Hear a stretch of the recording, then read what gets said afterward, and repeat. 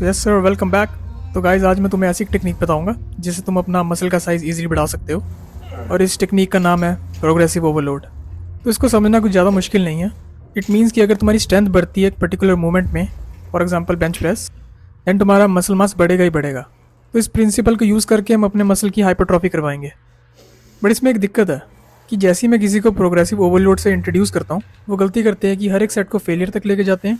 तो उससे होता यह है कि थोड़े हफ्ते तो प्रोग्रेस रहता है, देन वो स्टॉल कर जाते हैं या प्लेट्यू कर जाते हैं, एंड वो एक साइन होता है कि तुम्हारा मसल मास अब बढ़ नहीं रहा। तो ये वीडियो एक स्टेप बाय स्टेप गाइड होगी कि तुम प्रोग्रेसिव ओवरलोड कैसे अप्लाई कर सकते हो to grow your muscle mass.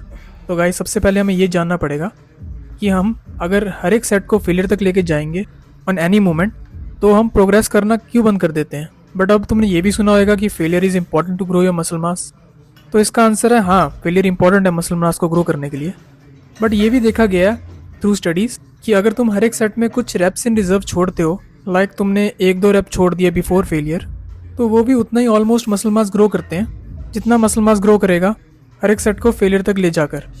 But यहाँ पे एक कैच है कि मसल तो अराउंड सेम ही ग्रो कर रहा है, बट फटीग लेवल्स बहुत डिफरेंट है। अब तुम्हें एक चार्ट दिख रहा होगा अपनी स्क्रीन पे जो एक्सप्लेन करता है कि ग्रोथ लीनियरली बढ़ती है, but fatigue levels almost triple हो जाते हैं जैसे हम 4 रेप्स इन रिजर्व से 0 रेप्स इन रिजर्व तक मूव करते हैं। और यही एक कारण है जिससे बिफोर नेक्स्ट सेशन हम रिकवर नहीं हो पाते एंड हम प्लेट्यू हो जाते हैं अपने लिफ्ट्स पे, जिससे हमारी मसल ग्रोथ नहीं होती।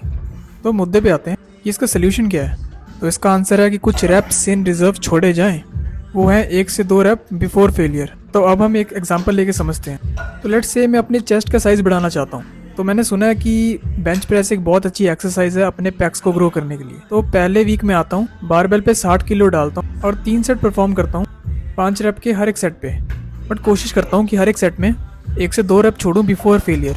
फिर दूसरे हफ्ते आता हूँ, बट अब की बार मैं 6 रेप्स परफॉर्म करता हूँ, उसके अगले हफ्ते 7 रेप, फिर उसके अगले हफ्ते 8 रेप। तो ऐसे करते करते मैं अपने सेट्स ऑफ 5 को सेट्स ऑफ 10 तक पहुँचा देता हूँ। बट उसके अगले हफ्ते मैं प्रोग्रेस नहीं कर पाता, मतलब कि 11वें रेप तक नहीं पहुँच पाता, जिसका मतलब कि मेरी फटीग बढ़ चुकी है और अब परफॉर्मेंस में डिप आ रहा है। तो जैसे ही मैं इस पॉइंट पे पहुंचता हूं, तो मैं इस प्रोसीजर को दोबारा रन करूंगा। मतलब कि मैं वीक 1 पे दोबारा जाऊंगा 60 किलो के साथ और वहां तक रेप्स लगाऊंगा जहां तक मुझे लगता है कि अब मैं 1-2 रेप दूर हूँ फेलियर से। बट मैं ये इंश्योर करता हूँ कि अब तुम्हारी बेसलाइन बढ़ गई होगी, मतलब कि ये साइकिल अब तुम 5 रेप से शुरू नहीं करोगे, जहाँ 7 रेप से करोगे, जहाँ 8 रेप से, जो कि डिपेंड करता है कि तुम्हारा 2 रेप इन रिजर्व कहाँ आता है। तो फिर यहाँ से तुम अपनी जर्नी शुरू करोगे टिल तुम फिर से स्टॉल नहीं कर जाते या प्लेट्यू नहीं कर जाते। सो गाइस, आज के लिए बस इतना ही।